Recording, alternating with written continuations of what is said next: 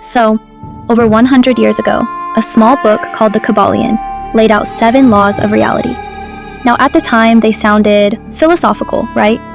But today, when you look at quantum physics, consciousness, and how reality actually behaves, these laws start to feel less like philosophy and more like the rules of a system. So in this video, I'm going to break down the 7 Hermetic Principles and show you something a bit deeper, that reality might not be what you think it is.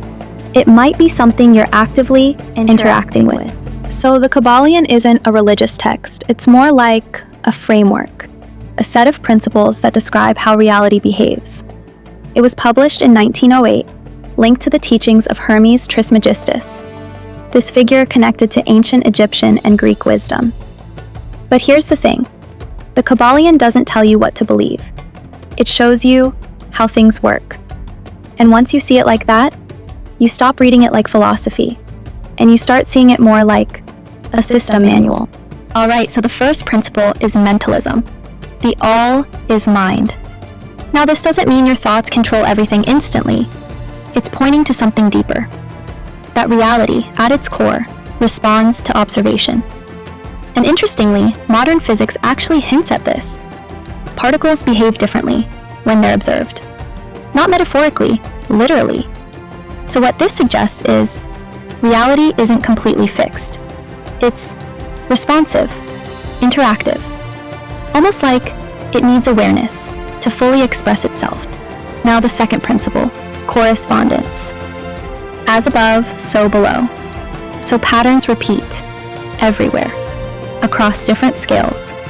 You see spirals in galaxies, storms, shells, even your DNA. Same pattern, just different size. So what does that tell you? This isn't random, it's structured. Like reality is built on some kind of underlying code, repeating itself again and again. The third principle is vibration. Everything moves, everything vibrates. Nothing is truly still, and science confirms this. What looks solid is mostly empty space, with energy constantly moving. So what you're experiencing isn't a fixed world, it's a frequency-based one, which means you don't just experience what's there, you experience what you're tuned to. Like a radio, right? Same space, different signal. The fourth principle is polarity. Everything has 2 sides, opposites, that are actually the same thing, just at different degrees. Hot and cold, light and dark, fear and love. And here's a simple way to see it. You don't see the stars without the night sky. So contrast isn't a flaw. It's actually how experience becomes visible. The fifth principle is rhythm. Everything moves in cycles, in and out, up and down, expansion and contraction. You see it in nature. You feel it in your own life. And on a bigger scale, ancient systems talk about entire ages of rising and falling consciousness. So again, this isn't chaos. It's patterned movement, like a wave, repeating.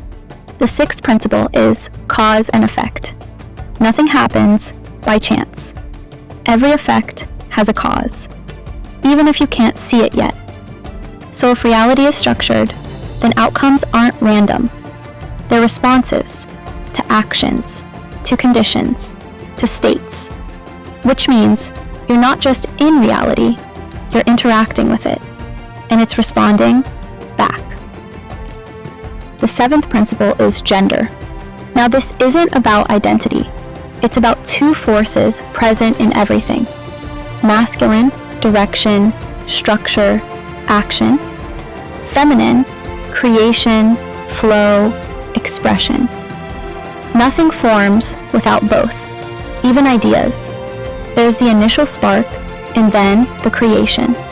So again, this is describing a process, a system of creation. Now just take a step back for a second and look at all of this together. These 7 principles aren't just abstract ideas. They describe a reality that responds, follows patterns, operates through structure, and behaves consistently.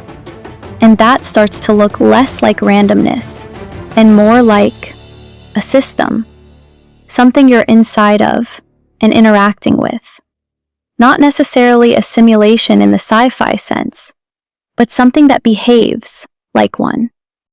So maybe the Kybalion wasn't trying to sound mystical. Maybe it was trying to be accurate. Not telling you what reality is, but showing you how it behaves. And once you see the patterns, you can't really unsee them.